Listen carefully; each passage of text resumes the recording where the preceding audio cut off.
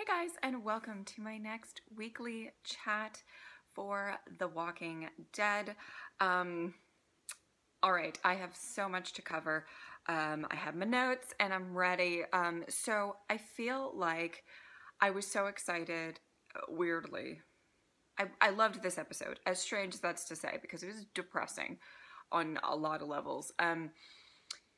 But I like character-driven episodes where they take a particular character and they really go in depth with who they are. And this was Ezekiel's episode. I mean, I think they did a really great job in 702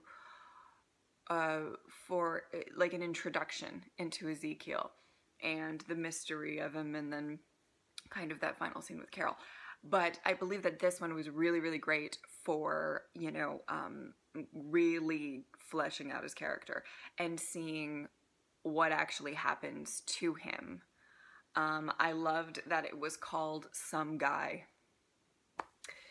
And that, this kind of facade that he's put up and what that can cost him in the end.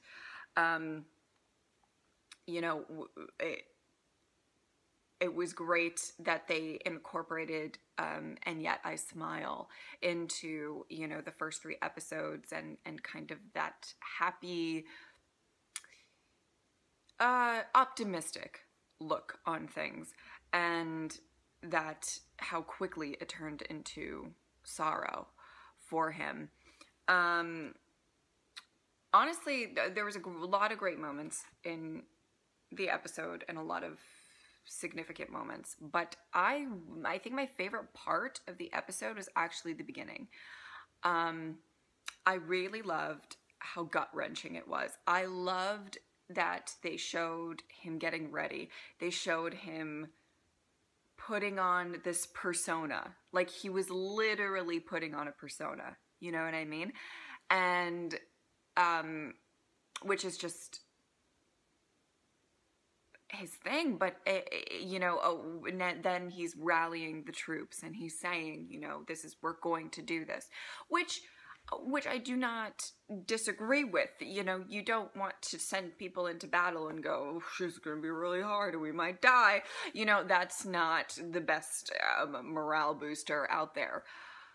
But I loved that, they were all swarming him, and then it kind of just cuts to him under a pile of dead bodies. And I mean, just even in that moment, it turned into these people dove on top of him, like you see in the last shot of the previous episode, that it's just people diving on top of him. And that's gotta fuck with your conscience. It's got to, whether or not he believed he was doing the right thing, but I think he is. I don't disagree with that, but it's got to fuck with your conscience that, you've made these people believe you have faith in you and you are their king, and then it led them to literally all dive on top of you so you survived. I would say I didn't like, but I thought it was really jarring, because it wasn't just like there was a bunch of dead bodies lying around. It was like there were limbs, like, separated from their bodies. There were guts flying out. It looked violent and gruesome. And he's just seeing these people who trusted him, who had faith in him, just in pieces. And that scream or yell, whatever you want to call it, that he let out was just so, it just hit me, like, in my heart. I just loved that. Yes, so much. Oh, I wrote here, sorry, sometimes I have to look at my notes. I wrote here that it was interesting to see one of these characters, because we've seen people experience loss. Let's use somebody who has experienced a great amount of loss with Maggie, right? Just as an example. You could use Carol, use whoever, she has, I think she's lost maybe, don't quote me on this, but she's one of the people maybe have lost the most with, you know, her family, the farm, then Herschel, then Beth, then Glenn, then Sasha. I mean, it one right after the other. It was drawn out over a lot of seasons, right? Does not make it. I'm not saying that Ezekiel maybe even compares to that, but what I'm saying is what was really interesting about this episode, though we've seen characters who have suffered great loss, they have suffered great loss over a bit of time. For Ezekiel, it was all within this like 40 minutes of an episode. Now, he didn't lose Jerry, so, I mean, or Carol. So, I mean, he didn't lose everything, but he lost his people. He lost, you know, just Shiva, which we'll talk about. And I think it was just so, he did such a great job to showcase this, just like, it was like a rush of emotions. It was a rush of like shock that this happened. And I thought that was really interesting. What I liked about Gunther, good old Gunther, who, yes, he looked like a serial killer. He was something else. What I liked about him was that he kind of represented, I felt, exactly what they were fighting. And to have this sort of, I mean, really kicking you when you're down, to have this sort of foot soldier, so to speak, kind of really be the person holding the cards with someone who called themselves a king, was a really interesting dynamic to see. And, you know, it probably would have even been better for his self-worth,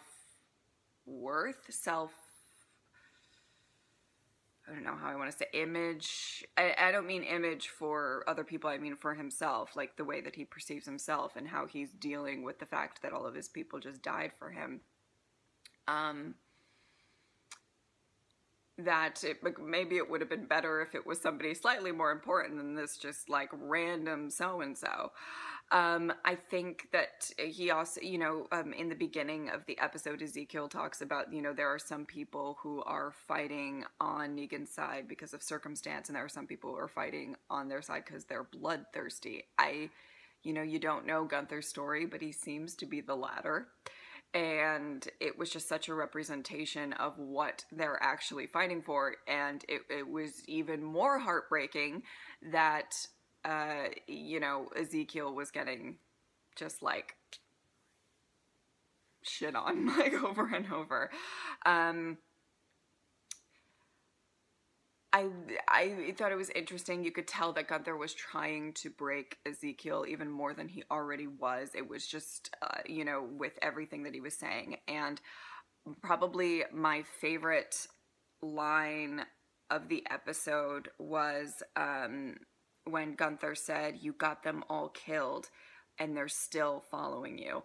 Yeah, that just hit me really hard. Like, that just hit home for me, because I was just like, oh God, that is the last thing that Ezekiel really needs to hear right now. And to see all of his people that he loved and, you know, wanted to protect and dead and following him is just, you know, I mean, that'll break anybody. I can't, you know, but not just even him. I loved Jerry coming in.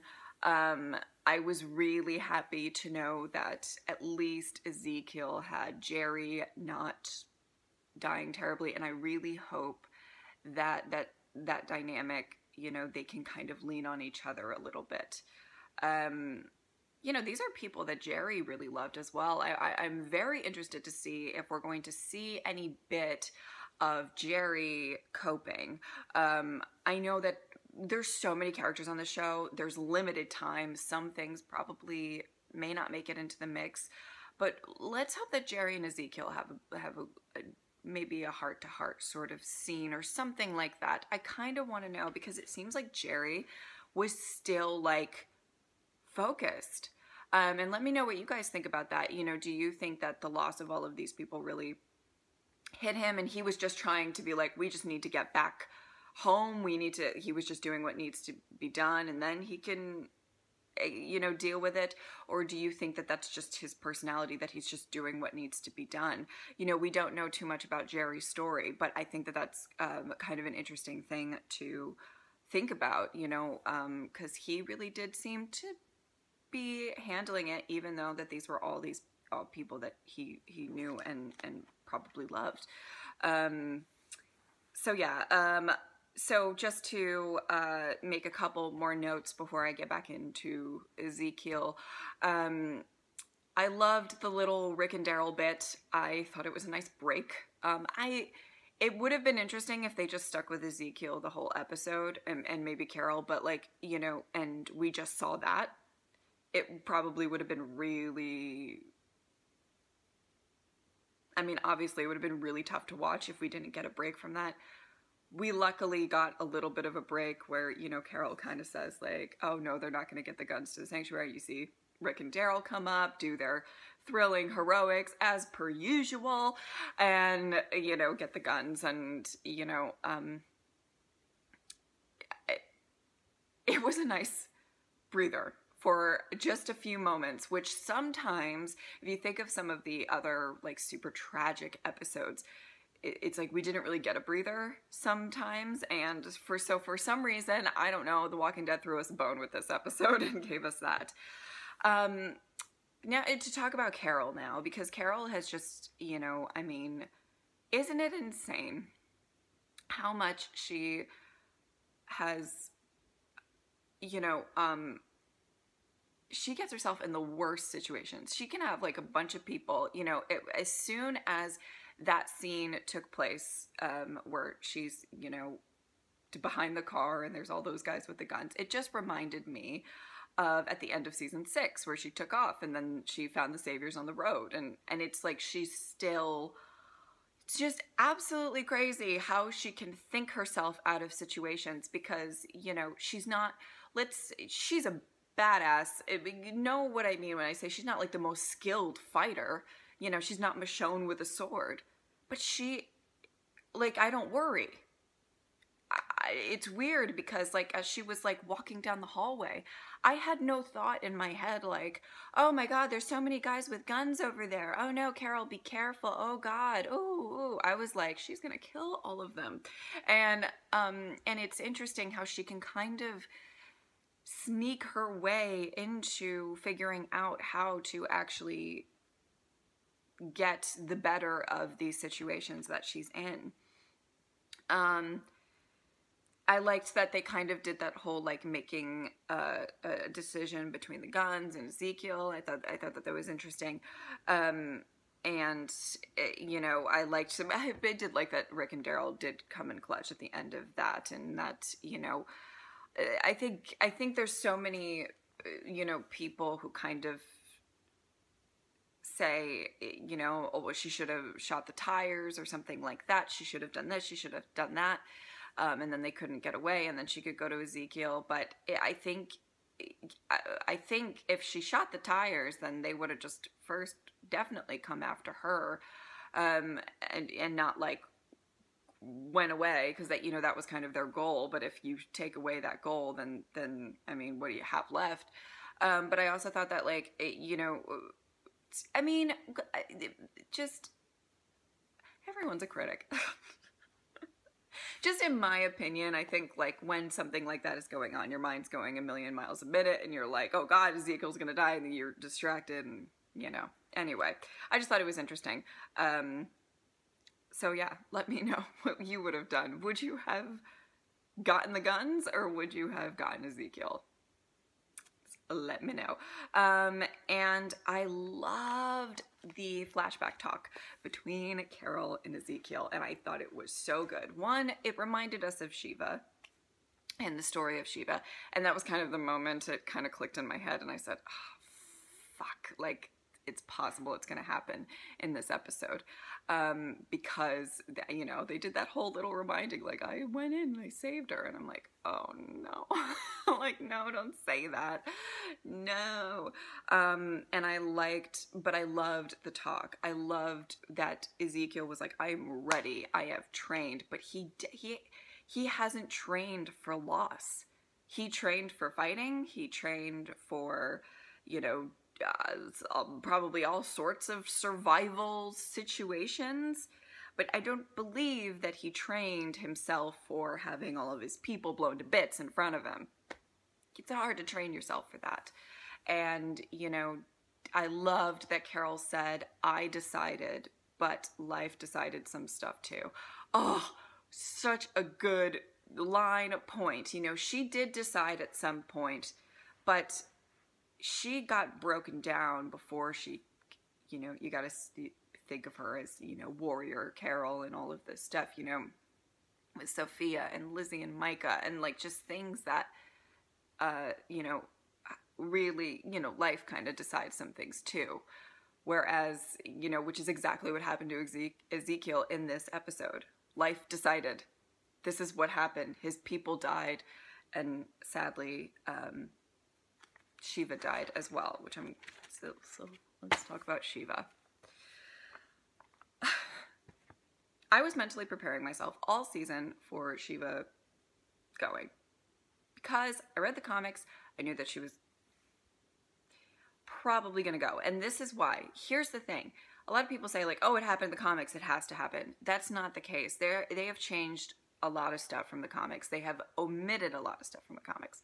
However, given Walking Dead's budget and the amount of just stuff that they're going to have to pull off for All Out War this season, I can't imagine they could have kept like the CGI budget for Shiva. You know what I mean? Let's think about this logistically, right? And that, like, grouped with the fact that her dying would be a really significant emotional moment and affect Ezekiel in some way. I just had a feeling that this season we were going to lose Shiva. Once this episode started kind of, and Ezekiel kind of talked about how he jumped in to save Shiva, I was like, it's a wrap, it's a wrap. Which I think I was slightly mentally preparing myself for. I had such a hard time because I think I kind of mentioned, I just mentioned, you know, maybe to my mom, who she watches The Walking Dead as well, and she loves Shiva, and I was like, I don't know what to do. Should I warn her or not? I kind of, we talk about The Walking Dead like every week, and we kind of just have long chats about it, and I just kind of said, you know, just be careful. So, you know, maybe some people, things you really like might not make I was like trying to be so like subtle with it. I don't think she had a good time on Sunday. Yeah, I mean, I think the hard thing about losing Shiva or any kind of animal in that sort of regard is, you know, they're loyal. You know, Shiva is very loyal to Ezekiel, and it's something that, it's one character that you know is never going to betray him. There's a certain loyalty with animals that, like, with people, things can change. And just to see that, you know, she kind of jumped in to save him, and from her perspective, he was still, you know, I think he could have gotten out, but I think in her perspective, he was in there, he was in danger. She could probably, I don't know how tigers work, to be honest, but, you know, I'm not an expert, but maybe kind of sense the fear coming off of him and stuff, and that's, you know, she didn't hesitate. That's the thing. He said that, you know, he didn't, you know, he just in that moment said, I want to be the guy who jumps in, and not that tigers have a ton of a thought process or whatever, but I think that it was just like, oh, he's in danger, let's go, let me save him. You know, it was, and which makes it so heartbreaking, so heartbreaking. And the last thing that I kind of wanted to talk about was kind of just Ezekiel's disdain, so to speak, for being called Your Majesty. And this is just, you know, kind of driving the point home. You know, the episode is called Some Guy. It's called, you know, it's called that because that's who he feels he is, especially after all of this. And I think he maybe convinced himself as well as his people that he is a king. And I think he's, I don't think he's a badly, like, you know, but I'm saying he's not, you know, it was like a really smackdown, right back down to earth. And there were just so many moments, sorry I'm reading for this part, and it just says, you know, when he says to the guy, like, do not endanger yourself for me, and he says, Your Majesty, I have to. That doesn't help. That doesn't help Ezekiel's mental state. And then Gunther says, all those sheep you rooked into thinking you're a king. And then when Jerry came to the rescue and he says, you don't need to call me that when he says, you know, Your Majesty. And he said, dude, yes, I do. And then when they were pinned up against the fence, he says, get behind me, Your Majesty. And Ezekiel says no and stands side by side with Jerry. That I felt like was really, really an important moment to kind of show the progression of what is happening in Ezekiel's mind for this entire episode. I loved this episode. I thought it was great and tragic, but I liked, you know, kind of seeing this sort of change in Ezekiel's character. And, you know, we're seeing that we're going to get losses in this war. You know, Eric died, and now Shiva, and it's just, it's war. This isn't going to be like, we're just going to go and everything's going to be happy and we're going to shoot people and la da da. Yeah, but I just, what a rough episode. Even like rewatching it, I was like, "Ooh, this is a like a rough one to rewatch," because I rewatched to take notes, and it just crazy. But so I am really excited for next week because it looks like I don't know. It looks like it's going to be in the Savior's camp, because we saw that in the promo, but it kind of looks, I hope you get what I mean when I say this, like a whodunit. And like, you know, because everybody's just like accusing each other of like who's working with them, and it's Dwight, and there's Eugene in there, and like Simon looks like he's like gonna lose it. I am kind of weirdly excited about this episode. It's like looks really interesting, and I can't wait. And we're also going to see Negan and Father Gabriel, you know, have some quality chat time. That'll be great. All right. I hope that you guys enjoyed this video. Thank you guys so much for watching. I will see you next time. Bye.